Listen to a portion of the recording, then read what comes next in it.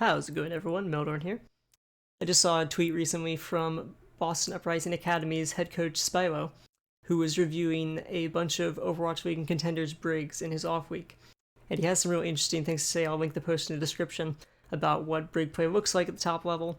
But he also had an interesting note about who his top Brigs were. Now, he didn't want to get into too many details, as you can see in this part right here, that he didn't want to call out a bunch of Brigs as being bad in Overwatch League and make a tier list of who's good, who's bad. But he did want to give an example of who we can look to for top level Brig play. And he pointed to Chara from the Guangzhou Charge. So today we're going to be looking at a Overwatch Replay Viewer match of the Guangzhou Charge versus the Chengdu Hunters. And we're going to see what Chara looks like in action, what decisions he's making, and what we can learn from him.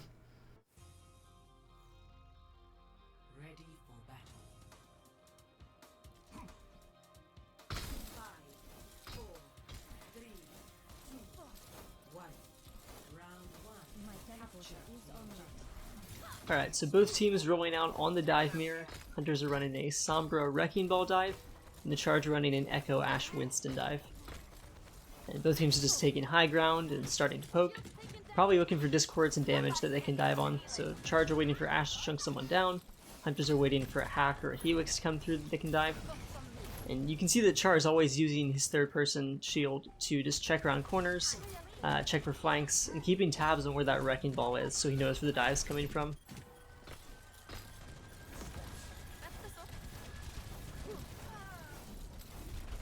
Yeah, and that lets him do stuff like that, where he can just deny the high ground slam from Umming with a nice whip shot. Knocks Elsa off as well, so both Hunter's tanks waste their ability cooldowns and neither of them get a high ground there.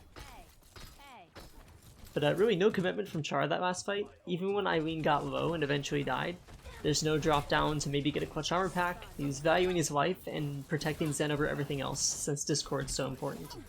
And even then, when Umming is in the back line, he still sticks close to his Zen and just prioritizes that.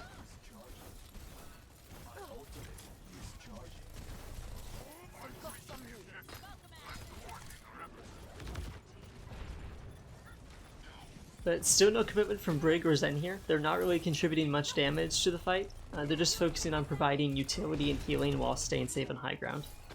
So they're playing very patiently.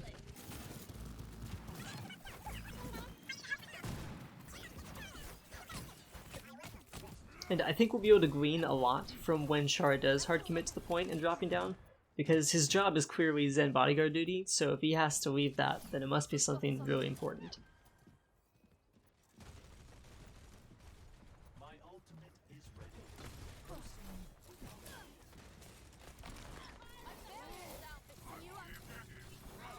Okay, so Chara drops down, maybe thinking he can cancel the EMP, but regardless, the trance comes in to counter it. Still playing safe, playing around his Zen, even when the fight's on the point.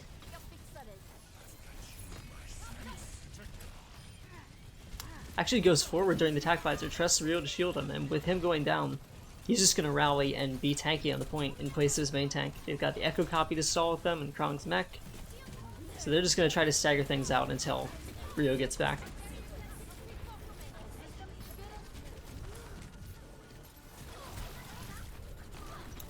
And the commitment on the point here is probably just because it's a 99, and even if he risks dying, it's worth it, because they just need to win this fight.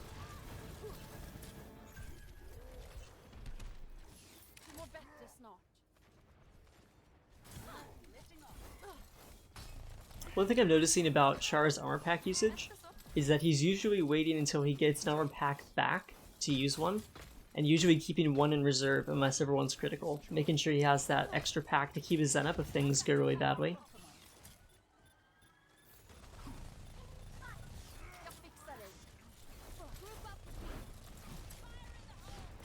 Okay, so now Rio goes down again, and they are at 99% still, so Chara's probably going to drop down soon if he needs to, just to get some point presence since their main tank is gone. Yeah, okay. So yeah, Krong self-destructs to stall. Chara jumps in and blocks the helix with his shield and lets his D.Va remech. Really clutch sweater. And now, yeah, Rio's back in the Wrecking Ball, so they stalled as long as they needed to. And they're still at 99%, so he's still going to commit to the point. It's risky, but He needs to play this in between his Zen and the point to get value in both places, make sure the Discord's still up, making sure that he's winning the fight on the point as well.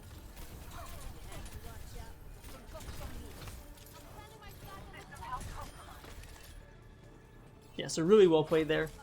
At this point, they have to know that Jinmu has EMP, so I'm curious if Chara positions differently for that.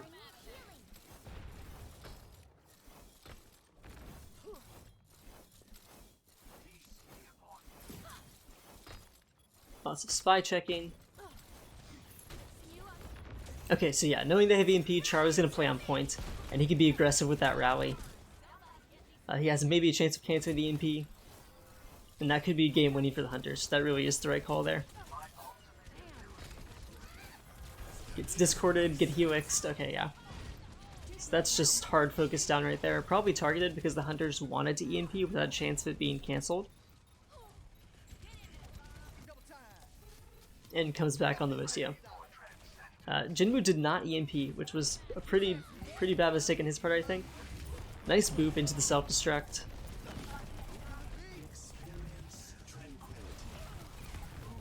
Gets a nice boop on Amen. And yeah, just recognizing that the Brig would take too long to come back to really get value. Lucio just gets back so much faster, and it's got this pop-off potential of all these boops that he's gotten. Picks up another. I mean, he got 3 kills that fight. Really solid stuff so far. So main takeaways, I'm going to try to make the takeaways quick at the end of the rounds, not really pausing, because I hate VOD reviews that go on for an hour and a half when the game plays like 20 minutes. But takeaways, armor pack management, always saving one for the Zen.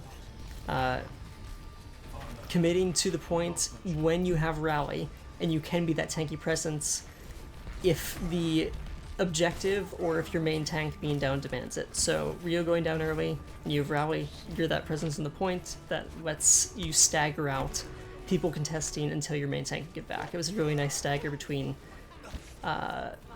Krong's self-destruct and Chara getting in there with rally to stand in the gap and protect him while he could get his mech back. So impressive stuff so far. Rolling out on the Ana instead of the Zen this time. And Ahmed clearly did not expect the Ana because he just kind of rolled on in, gets swept, insta-killed. So let's see how differently Chara plays with an Ana instead of a Zen here.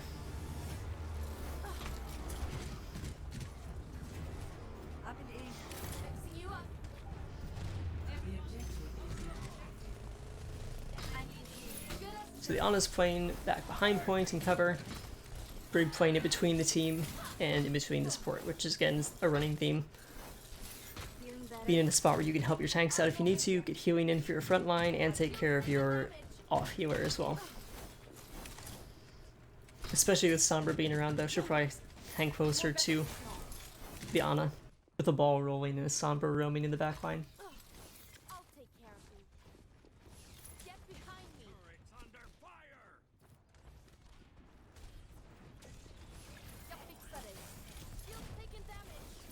Goes for the whip shot to see if he can knock Jinmu off. Goes and peels for his Torbjorn since he doesn't have overload. I am noticing that the armor packs are mostly being used reactively. You see a lot of Brigs just kind of throwing them on DPS willy-nilly, but he seems to be saving them for when people are actually being pressured instead of just giving them confidence with the extra armor, which I feel like is pretty efficient. Coordinated getting the bubble there. With Rio being down again, filling in that weird Brig being a main tank for a few seconds role, and she can do it with her shield and her healing. She can play that role in very short bursts, especially with bubble, so that's good use, good recognition of the main tank being down.